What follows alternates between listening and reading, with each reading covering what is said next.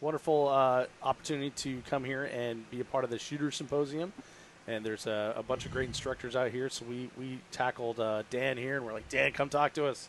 Yeah. And here we are. Yep, tons of training going on out here this weekend. Students have an opportunity to kind of sign up for kind of the Applebee's sampler of training, if you will. Kind of try a few different classes on for size, see who they want to seek out more training with. And a very popular show in the past has been The Life of a Sniper. Yeah. And so the request was if we could Life get of a Guide as well. Life of a That's Guide. another popular one. So the request was made if we could find someone who could tell us the life of an operator. And we have with us here today Mr. Dan Brokos. So Dan, could you maybe introduce us to who you are and what you do? Yes, I am Dan Brokos. I am currently the CEO of Blvd Tactical. It's my own training company. We do have products and supply training to military, law enforcement, and civilians in a variety of realms. Prior to that, I spent almost 27 years in the military. Out of those 27, 21 being in the SOF community. And I would say beside my initial couple years in Special Forces, I've pretty much been an assaulter for about 18, 19 years in that category and moved my way up from the lowest NUG to a company sergeant major in charge of an assault company. So that's sort of the one over the world of my career in the military. Well, we want to know For those listening at home, SOF is Special Operations Forces. There you go. So, Well, we want to know about the the career path and how one gets to the spot where you are. But what is an assaulter, real quick, for me? Like, I'm a total layperson, so forgive me. Well, they're actually disbanded now, but in Special Forces you have 5 unique companies that are a Tier 2 element that specialize in direct action. Okay. And out of that company, you would have 2 troops organized into an assault troop, which is four-man assault cells, and then you would have a 12-man sniper recce detachment that was their counterpart. So those assaulters in that sniper recce troop made your direct action force. Okay. Overall. So assaulter, I say, is you serve warrants. But not in the United States, overseas. yeah, so overseas, can you maybe give us a little bit more on what is direct action overseas? That's basically going out and taking down a target, right? Yes. Is a target a person or is that a place? When we say target, it's usually a person. Okay. A high-value target, hunting for a person, really not a place. It could be multiple people at one location. Hey, let's go service that target. But a target's just a location. It could be a building, a school, a mosque, whatever, any type of compound. It's just a target. Got it. Okay. Great. So, how do you get into that? Is there like a college preparatory course or? well, I kind of wish there was. Not really. The Army side of Special Forces has changed, but it really hasn't. Back when I was growing up in the Army, you had to have at least been a sergeant in the regular Army. I was an infantry guy prior, and then you could try out for selection, try out for Special Forces. If you got selected, then you'd go through the Q course, which depended on your MOS. I was a weapons guy. You got commo guy, medic, demolitions. That's about a year, 14 months. Then you do 6 months of language school. So you're eating up a year and a half of school before you actually land on a Special Forces A team, as they call it, or SOF Oda. Okay. That's what it stands for. That year and a half is a lot of knowledge and hands-on, but it's just the bare minimum. When you show up to a team, you're still like overwhelmed. I remember walking into my first ODA, and it's like I brought nothing to the plate. Yeah. But I was already in E5, or actually in E6, in the regular Army in an infantry unit, and I still showed up, and everybody was mature, been around a lot. Guys have done deployments, and it was like, damn, what is Dan, this young E6, bringing to the plate? But the key courses, it was great, but it's just the basics. Hey, you're smart enough, good enough, to meet that. Here's your Green Beret, move on to a team. But it never stops. The learning never stops. So did you go into the Army right away when you were 17, 18? I did, right after high school. Okay. So how old were you when you got through that whole process and you landed at your first ODA? I was young. I was 23 years old. Oh, okay. So you're 5 years, a little more than 5 years already into your Army career before you even got to a Special Forces team. Yes. It's interesting to think when you walked in there, like all these guys are mature, they've been around, and you're 23 and you're still the young guy. So I feel like the military is full of younger people.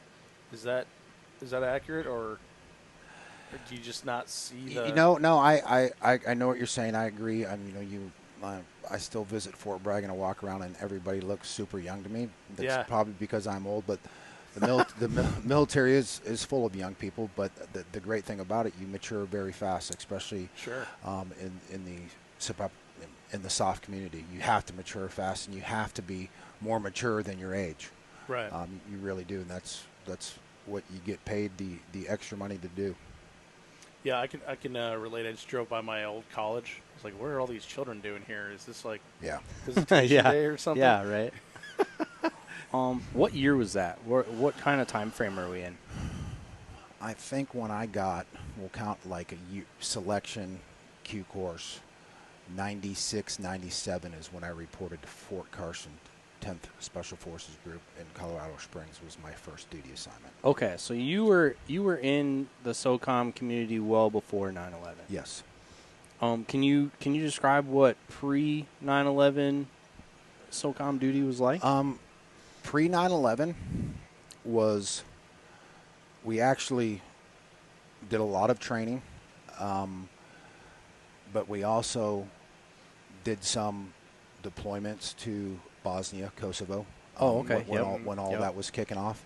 And that was 98, 99 Kosovo. Prior to that, 96, 97 was Bosnia. And I think 2000, 2001, right before Afghanistan kicked off, where we finally got out of Kosovo. Yeah.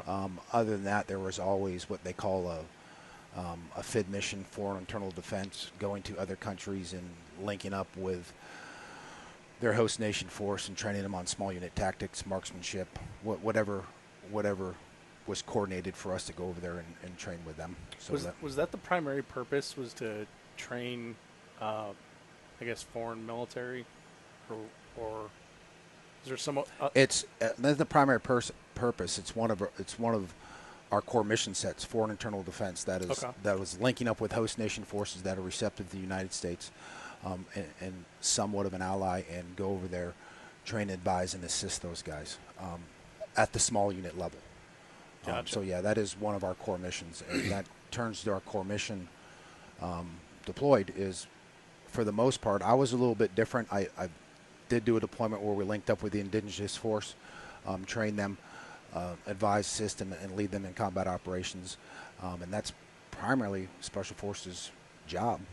Throughout, since the start of 9/11, Afghanistan and Iraq was linking up with police, Iraqi special operations units that were created.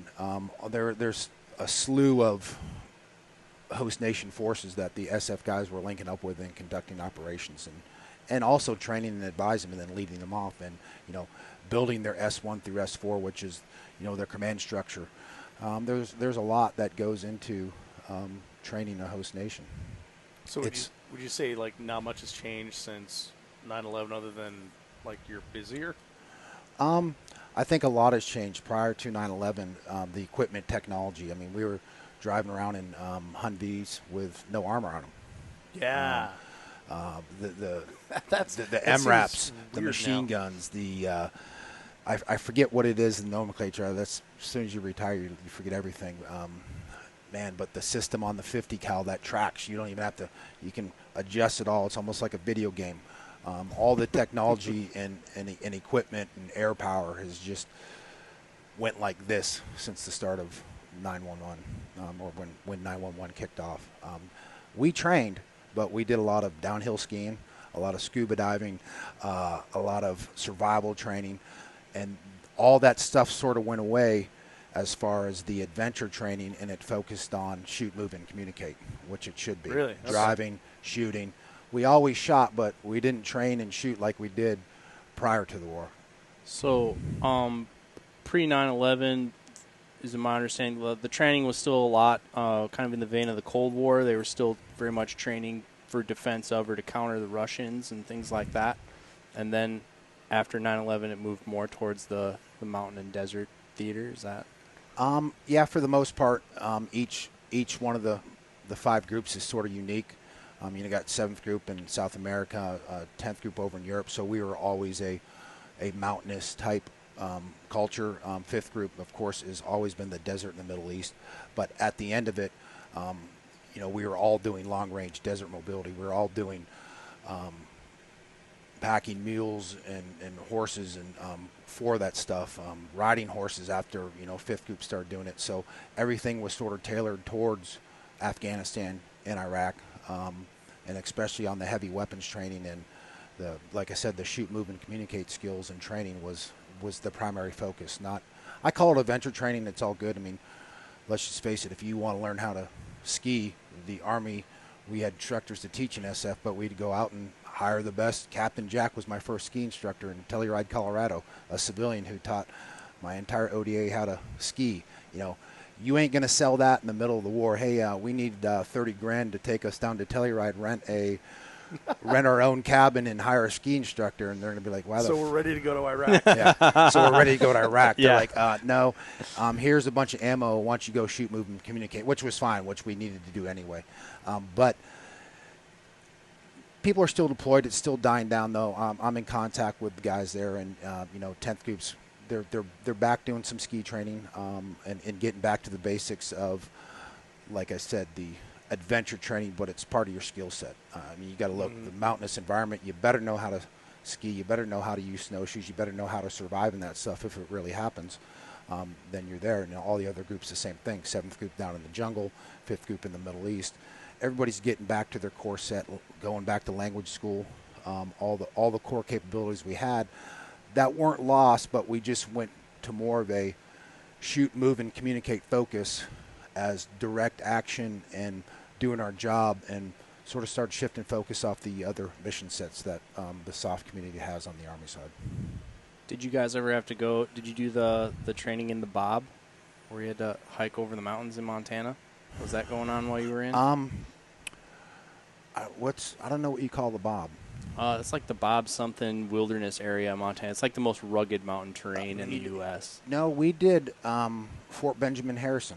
Okay. I don't know where that's at, but I know it's the Continental Divide. And when I got dropped off on an LZ and the first week in November, and we jumped out and with snowshoes, and snow still went up to our armpits, and we said, hey, we have to get up this mountain and live and survive out there and recce a hilltop for 10 days. It was definitely Montana, and it was definitely the Continental Divide.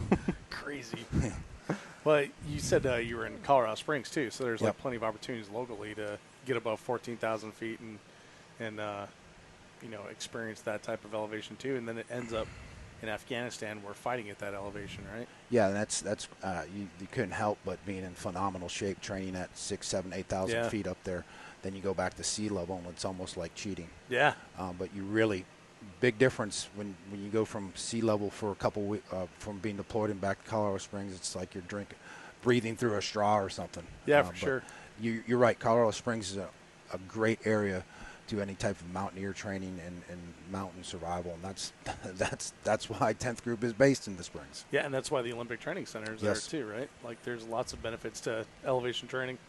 Yep.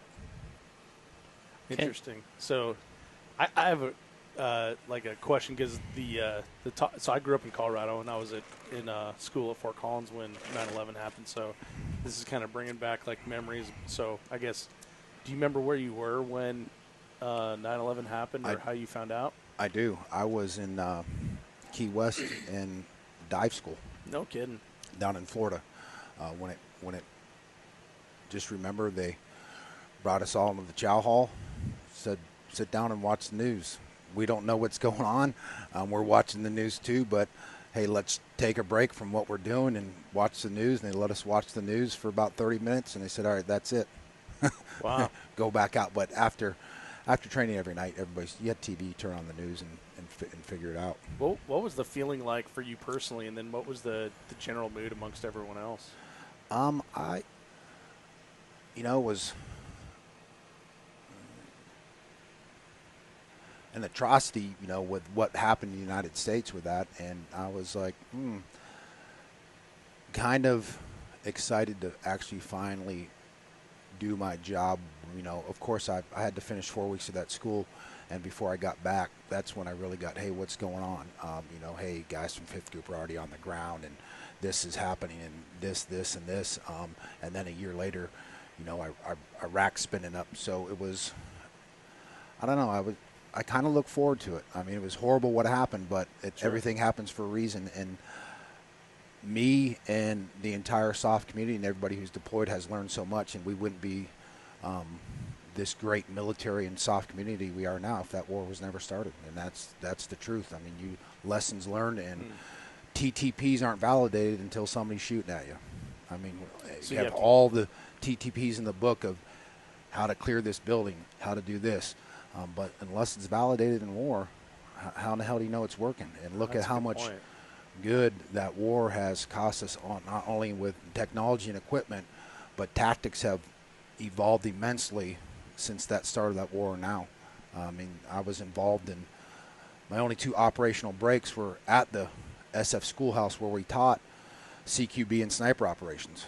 I was the NCOIC of the course, and then before I retired, I was the sergeant major that oversaw both of those courses. And I went to that course prior to the start of the war, and when I came back at the very end, 19, 18 years later, wherever it is, I'm like, man, what a different schoolhouse, how it has evolved since what's going on, and how better it was from when I went through to here now. And it's constantly evolving, and that would have never happened if the war was never started.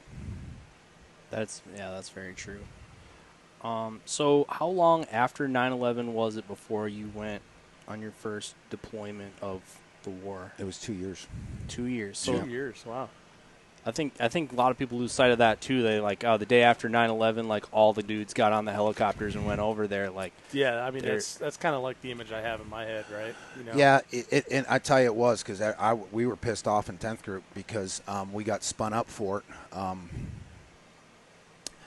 But then it was stand down, and really much, Afghanistan was what 5th group had the majority of, and 10th group got in on the invasion of Iraq up north. So that was the waiting period. I mean, everybody wanted in Afghanistan, but 10th group didn't get in until later. I personally was in 10th group, and I didn't get into Afghanistan until 2007, but spent the majority of the time in Iraq. But that's just how it was. Yeah, I wasn't happy. Can you explain a little bit of how that works? Because for those who don't know, the different groups are responsible for different areas of the world. But at the same time, from what I understand, all the groups kind of got on a rotation going through those theaters just because of the amount of work that was going on and the number of people there were to do it. So can you explain a little bit how that works, rotating through those with the different groups? I will try. I'm not sure. I'd at say the very elementary level. I would say this. It's all the Middle East, and yes, that is 5th group's AOR. But they couldn't handle it all, and it's not like they're going to say, hey, it wasn't the entire group. It was, each SF group has 3 battalions. Predominantly, I think it started with a battalion at a time. They're rotating out 6 months. So you're looking at 6 months gone, a year back, and then it grew and grew and grew, where at one point in time you had 3rd, 5th, 7th, 10th, and 1st group all over there at some point in time. There was just so much work, but it was good that they finally said, all right, let's take a break, and sort of swapped out the command levels between, hey, 10th group's running it. They have the primary pole, 3rd, 5th, 7th. It was not sure how the rotation worked out, but they did filter everybody in eventually because it needed to happen. Like I said, you can't validate TTPs unless you're getting shot at. How long was a deployment for you? I would say the first one was 8 months, Other than that, the unit I was in we were doing 4 months, which was good. But most of the SF dudes did 6 or 8 months. It sort of changed, and I think everybody's doing a 6-month or a 4-month now. We were kind of different, being that assault company where that 4 months was hard and heavy. Oh yes, refit. Your op tempo. Somebody else goes in. Yeah, I mean, I think one of the 4 months, one of the troops, 120 days, we're talking about 88 to 100 times out the door. Wow. And that's every other night, barring maybe a 3 or 4 day shutdown from weather, but you were out the door for the most part every night, averaging some weather, some aircraft going, some support falling through. I mean, that's just how it went. I mean, that was your job every night, going out and hunting.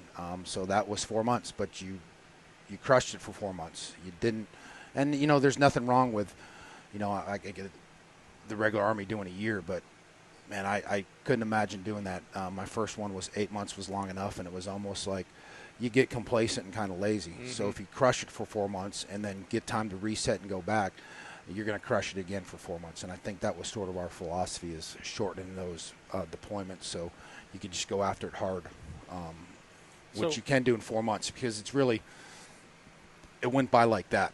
By the time you get there, a month to settle in, you crush it for 2 months, and then you're like, it's almost time to go home. So is that part of the plan, is to get you guys to crush it? Because, like my understanding, like World War II, it's like you were there for the duration until the war was over. Until we beat the Germans, you were going to be there, barring like an injury or a death, right? Like it wasn't they rotated back home. Yeah. So, from a civilian's perspective, like deployments seem like a relatively new thing in America's fighting history. It used to be like you were in it until the war was over, right? So does doing that increase the intensity amongst the soldiers, and then give you time to regroup and retrain and then get back in there? Yeah, it definitely does. I couldn't imagine doing that. I mean, it was, you're right, World War II, those guys, and I'd say even the conventional guys doing a year, and some actually got extended to do 18 months over there. You just, that's not cool for the family. And you just think about it. If you're away for your family and kids for a year and a half, how motivated are you really going to be? Yeah. But if you're going for 4 months and then you're back for 8 or 12 months, whatever your unit's rotation is, you're like I say, you're going to go hard. Mm-hmm. And our command was good at it. It's like we're hunting every night, which for the most part. But, just not just the work, but the overall health and welfare of every soldier in the unit was much better off with 4 months. Much better off, because it's not just, it's the mission comes first, but think about the second and third order effects with the family. Yeah. You got schooling, and you got other stuff to maintain. I mean, how sharp are your skills after a 12 to 18 or 2 year deployment? Man, you still got to do a lot of shooting and training. It's all missions over there, and you know what? You don't shoot your gun every night. Yeah. You don't validate your TTPs every night. And you do that in training every day. So it does diminish, and I think every skill that we have is perishable, and you spend any more than 4 to 6 months over there, you're just going to start going downhill. Did we already cover what a TTP was? Tactic, technique, procedure. Okay. Tactics, techniques, and procedures. Got it. Way to do something. Yep. Way to do something. And I probably fucked that up. Oh, I can't swear on this because I'm retired too, and I forget. That's okay. We'll forget that happened. Yeah. So when you do that 4 months and you rotate back, I think you said 8 months is usually your rotation back. What's the structure of that 8 months look like? It'd probably go like this. You're gonna get back, and everybody's like, I think you just throw your guns and go home for a month. It was really like you would refit for a week, make sure you got everything turned in. We would shut down. Just the 1 week would be medical appointments and all that stuff you missed. You'd work for a week, and then we'd probably take 2 to 3 weeks of leave. Hey, go spend time with the family, then you come back. So I'd say a month off when you got back. Mm-hmm.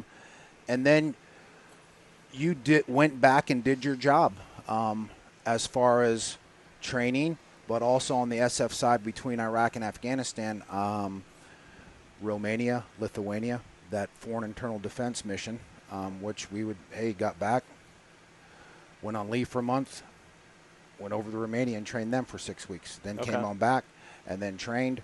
And of course, you know it was coming up.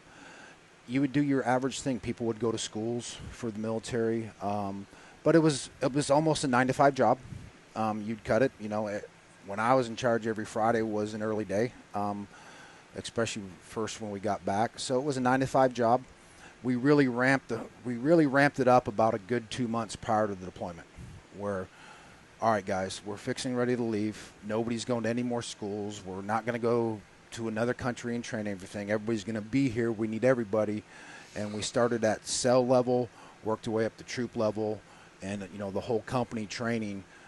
All right, we're good. It's not like we weren't training, but we just throw all the critical tasks that we're going to do and cover, train up really good, crush it, take a couple weeks leave, come in, load up our stuff, and we're on there again.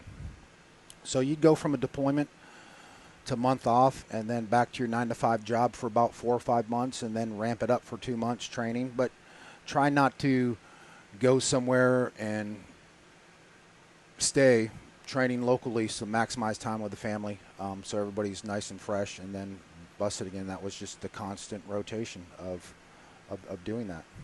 How did that work for you? Did you like that rotation? Yeah, it was. Everybody likes doing their job. Yeah. I would say this. I worked my way up in the military from a NUG to an assault cell leader, to a team sergeant as an E8, which was a troop sergeant major, and then as an E9. And the more I moved up, was the more responsibility. And you didn't have time for yourself and your family. It was all about taking care of the people. I enjoyed it. I miss it, but the 2 breaks I had were much needed. You do burn out kind of quick. My first wife, which it is what it is, was, when we taking a break? We're not. And I finally took a break it was supposed to be 3 years. It was only a year. Then I got picked up for E9, went to Texas, and went operational right after that. So I got a 2-year break, and only one was home with the family because Sergeant Major Academy was in Fort Bliss, and that's a PCS move, so I was gone for 11 months. Right. But it was still a break because I wasn't deployed, and I could still call my kids and spend time with them and all that. So it's taxing, don't get me wrong. Yeah, it's got to be tough on the family. It's tough on the family, but this is what you sign up for. And the guys and there's some guys that it just burnt them out and it wasn't for them, and they were good dudes, and they spent 7, 8, 9 years in, 4 or 5 in the SF community, and got out and did something else, went back to school, been a police officer. I know everybody. Most of my good friends were careerists like me for some reason, just because we've been around for so long, but I know a lot of good guys that just say, hey, this ain't for me. Divorce rate's kind of high in the SOF community. Just wonder why. Yeah, taxing on the families like that, and it is hard on them. But I go back, and it's a lot, especially by the time I was a company sergeant major. I didn't care about any of that stuff, but I know what it did to my family, so I had sympathy with the dudes. And some of the dudes were like, dude, you're taking a break. I don't want to take a break. Well, you guys are, because you need it. And in whole, the SOF community started cracking down on that as a collective community. They started saying, hey, you can only be away from the house this many days. And that counted deployments, schools. If I did a lot of my time over in Germany, and if a guy had to fly to the United States for 8 weeks, that was 8 weeks against his allotted time. So they really, really started monitoring that. At first, I complained because it was like, who cares? I'd do rotation 4 on 4. I mean, everybody just wanted to be gone as much as they can, but it was a good call. I didn't understand it at the time when I was young, but by the time I was at E9 level, I sort of understood the operational tempo, as they call it, the op tempo, saying your dudes can only be gone this long. Yeah. So has that changed the culture then? Has it had? That's a tough question. Positive impact.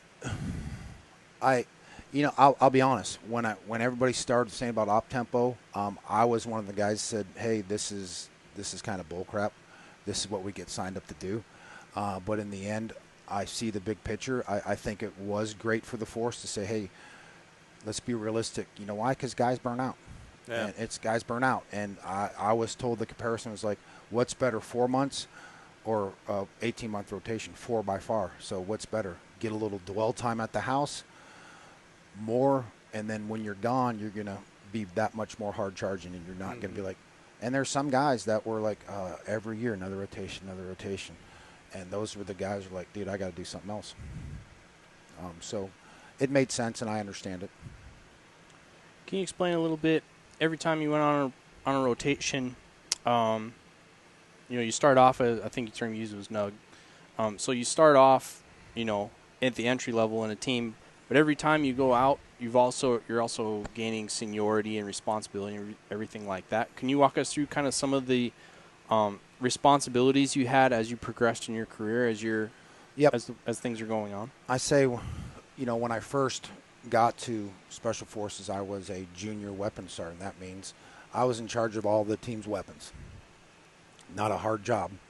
It's a job everyone wants, right? There was 2 of us to be in charge of all the weapons and optics for 12 dudes. Not a hard job. But draw the ammo, set up the ranges. You did all the weapons coordinated training. That was your job, and that's how it works, because you have a team sergeant who oversees things, and all your MOSs work collectively on their own to, hey, it's all decentralized. Execute. Everybody's an adult, and you get paid to do that. So that's how I started off. And then I sort of found my niche when I went to the schoolhouse to become an assaulter, and that's when I went from Fort Carson to Germany. I was an E7 when I went back over there and went to an assault troop, started right back over. Worked my way up for about a year and a half. I was there, and guys rotated out, and I had good leadership, and I was a team leader in charge of 4 other SF guys running an assault cell. And that was, a lot of responsibility as it was, because I was responsible for those guys, but not that hard. But we did a rotation to Iraq where myself as a team leader and my 4 dudes were married up with 150 Iraqi commandos. So that's a lot of responsibility for 4 E7s to be in charge of train, advise, assist, and leading combat ops, 150 Iraqi commandos. So that was probably my first, hey, this is some real responsibility. This is what it means, and I learned a lot. I had great leadership. Did that as an E7. Then I got promoted and picked up and made E8. And in this SF community, that means you're a team sergeant. That's, everybody goes, hey, what was your best job? It's the team sergeant, because he really is the man of the ODA. Yes, you're married up with a captain, but at that time, my first team sergeant had wealth of experience, was in SF a long time, and I worked my way up, became a team sergeant. That probably was my best job, in charge of a 12-man ODA. And again, my direct action company also was in charge of the entire assault troop, the assaulters and snipers. And I was fortunate enough to get some deployments as a team sergeant and troop sergeant major. And then about that time, that was 2009, 8 years since 911 kicked off, and my wife was like, when we taking a break? So I got offered a job at this schoolhouse, and we did take a break. We got there, and I got picked up for E9. So I did a year at the schoolhouse, a year in Fort Bliss, and I went right back over to Germany, operational as an E9, and got some contingency deployments, a deployment to Afghanistan, and that was probably the most responsibility and job pressure I had performing at the E9 level, because you're in charge of an entire SF company and the support personnel, which is probably about 125 dudes.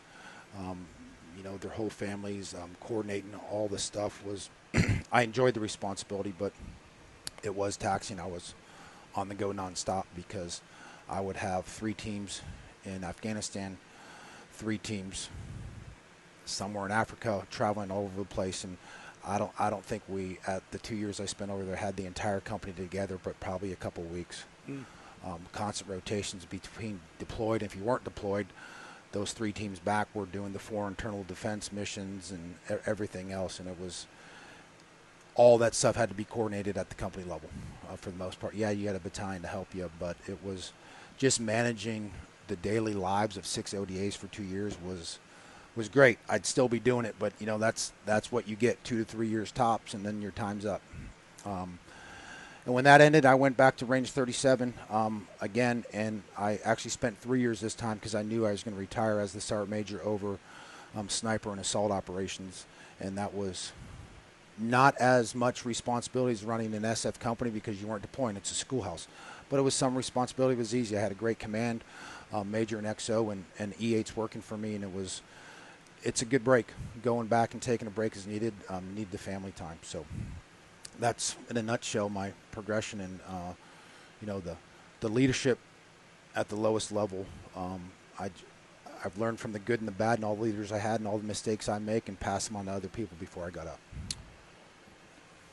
That's fascinating to me, actually. I hope that was good for everyone else. But back to when you were over there and you say you're hunting every night, you're op tempo, you're going out somewhere every night.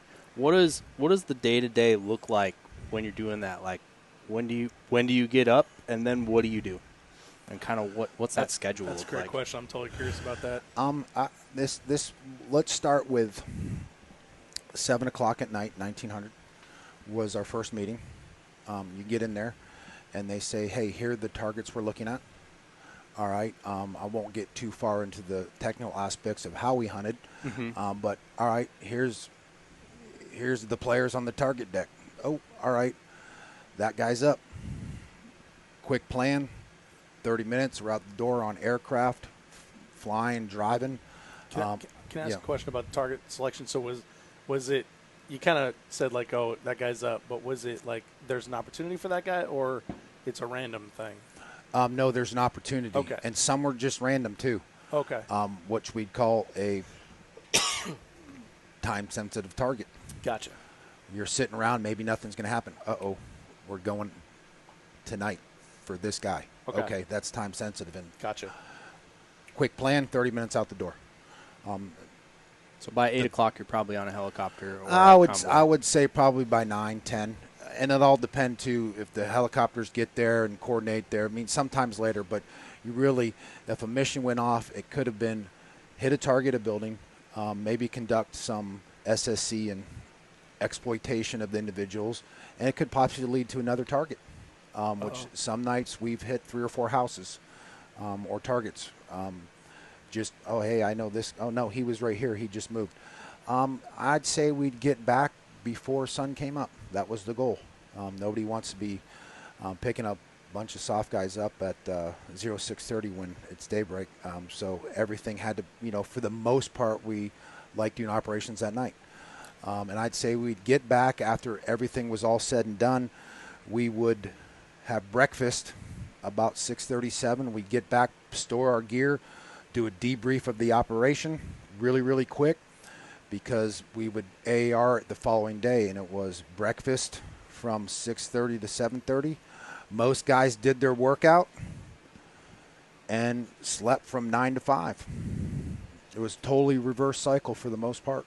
Okay, so a lot of your day-to-day, like personal maintenance or things like that, that happens after the mission for the night, before you went to bed. Yeah, and that's all big boy rules, as I say. Yep. Hey, when I was in charge during that cycle, it was like, we know the Bravos have to maintain the heavy weapons. We know the Charlies have to build demolitions. We know the Echoes have to maintain the commo equipment. And that was just, hey, here's the weekly things that need to be done, and everybody knew it. Once we got back and debriefed, you're on your own. And dude, where are the weapons? If they weren't serviceable or ready to go and the trucks weren't ready to go that next night, then I'm chewing somebody's butt. So everything had to be prepped for the following night because you didn't know if you're going out or not. So that was part of that has to be done before 7 o'clock. Does that make sense? So everybody's personal kit is all ready to go and pack. Like, do you show up with your plates and your weapon? And we everything we actually have a loadout room where we're planning. We were on one deployment on Bayat Baghdad International Airport. We had our own little compound off of that. We had a TOC, which was the command center, and then right out the door we had a loadout room, which everybody had a cubby where your kit, your guns, your ammunition was. All your magazines were loaded before 7 o'clock. That way, if something happens at 7, you just go in, get dressed, walk out the door. But yeah, that was part of the process. Every day was decentralized. Hey guys, nobody's going to walk in the 7 o'clock meeting and come back. And I'd seen somebody topping off mags after 7. That was a no-go. Really? Yep. Wow. So that being said, you really look as, totally reverse cycle. Along with that, though, that was when we were operating alone. When we're paired up with a host nation force, you go on a mission, you come back, we still got training to conduct with these guys. So we would sort of rotate out. Half of the guys on the mission, the other guys training the guys on a normal 9-to-5 schedule, and then you rotate between training and operations. So every rotation was a little bit different, but for the most part, we tried to hunt at night, and totally reverse cycle, probably planning and missions from 7 to 5, 6 in the morning, breakfast, workout, sleep, and then wake up and do your individual tasks so everything was ready for the following day. How long does the average SF guy spend working out while deployed? A lot, because you know why? For the most part, you'd be like, that team just got back from deployment because everybody's in phenomenal shape. It's part of your job, but you don't have a family to go home to. And for the most part, it's like, hey, here's 9 to 5 with we're back at our home station. You work out in the morning, you train. By the time you go home, I never worked out again because I want to spend time with my wife and kids. Because you're always gone, and it is. When you're deployed, most guys are working out 1 or 2 times a day. There's nothing else to do besides missions and work out. Really what it comes down to. Is there a procedure for how to work out? Do they train you how to work out, or does everybody kind of do their own thing? Everybody. Curls only. I would say everybody kind of does their own thing, but yes, there is training. And there is, I think about 2009 or 10, it kicked off. It was called Preservation of the Family and Force. Every unit, I know the Navy, the Marines, all call it different. The Army SF community it was called the Thor program. What was it? The battalions were attached 2 strength and conditioning coaches, 2 physical therapists and nutritionists, and a family advocacy person like a counselor. And that was phenomenal because we didn't have to go to the post gym, which is outdated. I'll be honest, by 2009-10 when this came in here, chest on Mondays, biceps and triceps on Tuesdays is old school. But that's how I grew up in the military. But there's a huge cultural shift in fitness, I think, going throughout the United States, and especially in the SOF community. In 2009-10, it was not just run and ruck every day, but functional fitness came into mind. CrossFit type stuff? Yeah, I'd call it CrossFit type stuff, but a little bit different. Functional fitness. An example is, one of our strength and conditioning coach used to be strength and conditioning coach at Ole Miss. Then he was the Olympic judo team. So these guys are, not some guy working at Valley Fitness as a personal trainer. These guys are the real deal strength and conditioning, and they taught us a lot. Like, I was like, yeah, what is he going to do the first time? He's like, Dan, I want this guy. Give me 2 guys who run the 2-mile time in the nearest. And I'll just say an example. These 2 dudes run 2 miles in 12 minutes and 30 seconds. All right. I want this guy to run 2 miles for me. All right, what's his time? Whatever. Just have him run 2 miles. This guy's going to, and he had heart rate monitors on him. This guy's going to do 250 wall balls with a 20-pound wall ball. And you got to hit a little mark 12 meters up. So he does them, and, he finishes in like 13:30. The guy runs 2 miles in 1300. I can't remember what the time was, but the guy who did the wall balls heart rate monitor showed that his heart rate was still elevated longer than the guy running. And he's like, what's the difference? Does your heart know if you're running or doing wall balls? No, it doesn't. It just knows it's pumping blood and you're exerting force on it. And what did the wall balls do? it strengthened his leg and this, and it was less wear and tear, pounding your knees into the ground, running and running and running. And especially I'm kind of a bigger than average SF dude, and running every day and rucking every day is kind of hard on the knees, and there's a lot of guys with knee surgeries going on. So it was not just about fitness, but mobility and the correct way to do fitness so you can prolong yourself from being injured, because the injury rate, it's kind of high. It's taxing on your body. Running up and down mountains, if you have to run and get behind cover, and there's so many ample opportunities to get hurt. Plus you're carrying like a huge load while and you're carrying doing that stuff, right? Rucksack weight's ridiculous. Yeah. So that alone, the conditioning it requires just to be in SOF and conduct missions is I'm glad it. Everybody asks me, hey, what's the best change you've seen in the SOF community? It's our Thor program. The fact that we have those guys and the facilities, because nothing wrong with, man, we're SOF community is part of the Army, but our gyms are modern. It looks like a functional fitness, a college gymnasium, or a superb CrossFit type gym. It's everything you need to conduct functional fitness. That's pretty awesome. I've been in the team room at Carson, and he's not kidding. It is amazing. I guess the other topic I want to touch on is everyone who listens to this probably is interested in gear at some level. Yep. So can you explain a little bit about sort of the line between what's issued to you and what dudes actually use, how much discretion they have in what they use, because the rumors are all over the map. Toys. How does that all work? I would say this. Things have changed a little bit. When the war first started, we did not necessarily have the best kit, guns, and optics that we should have had. And then when the war kicked in, you know what increased tenfold? The budget and spending. So seeing a huge increase in, what they call a SOP mod kit, a special operations component kit of 3 different optics, a bunch of lights and lasers to put on. Before we just had one. Mm-hmm. And you know what? Stuff breaks. So you're down there with a monocular for night vision, and right now what they're issued, yes, I would say is top notch between body armor, gear, the pouches to store it, the communications equipment, the eye pro, the ear pro, the weapons, the optics. Yeah, it is top notch, but it didn't start that way. When the war I'd say the first 4 or 5 years, the military takes a while to catch up. When I first got in, we were wearing wool pants. People doing mountain climbing don't wear wool pants because wool gets very wet. It's warm. Yeah. I've seen a huge evolution in gear from when I first got in the SF community till now. I mean, now we got stuff made by Patagonia.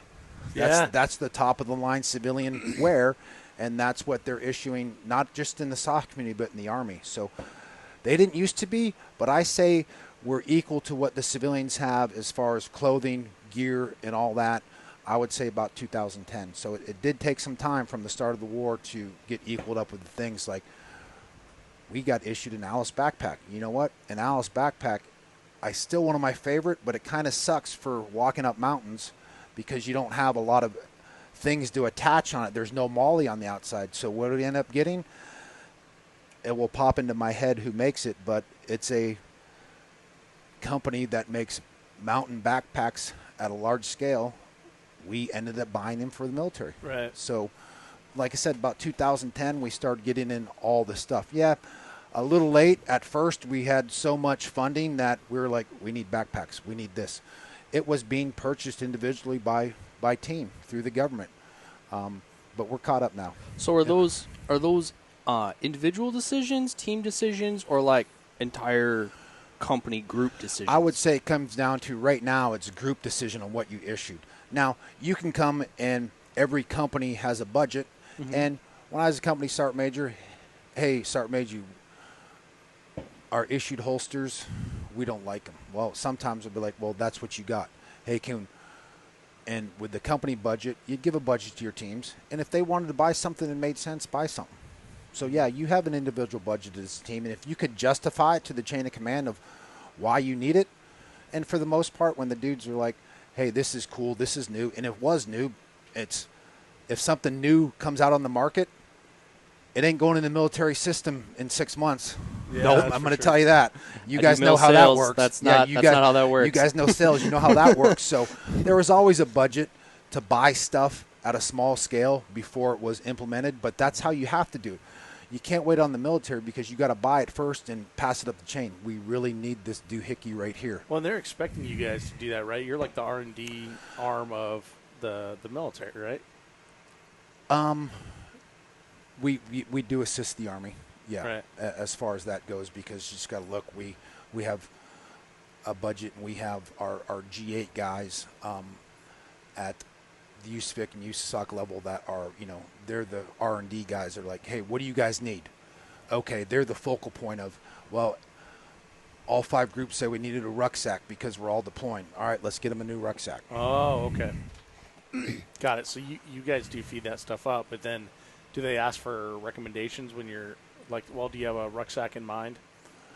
Yeah, they do. Okay. And at the end of the day, the guy will come back and say, hey, out of these 3, whatever company can produce 5,000 the fastest and give us the best price, it may not be one of these 3, but it's still a better backpack. So there's still a business aspect that it's just there. It's just there. But as far as the kit and stuff, I hope that answered your question. As far as, we got top of line, but we still have the budget to, hey, let me get this. I need this 1x10 with a second focal plane red dot. That's not in the system. Let's buy it and shoot it. Oh, you know what? Maybe that will be in the system in 2 years. Yeah. Okay. Yeah. Final question. If someone listening to this is they're on this track, they want to go the SF route. If you could give that person one piece of advice, if they're considering going down this career path, what would it be?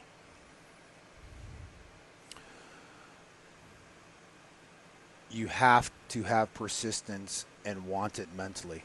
It's more of a mental challenge than physical. I say that because I go back and look, when I first got in the military, what was your goal? I don't know. There's something I said I want. Nobody in my family was an SF community, but that's something I wanted to do, and it was always a goal that I wanted to do.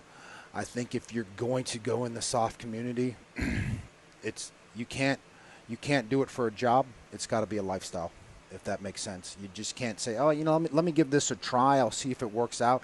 Yeah, you got to say that, but you got to say, I know this is going to work out, and this is what I want to do for my profession in my life. It's not a 9-to-5 job. You really just have to. I say lifestyle. It's more than a job commitment. It really is. You're committing your mind, your heart, your soul, and your family to that profession. Excellent.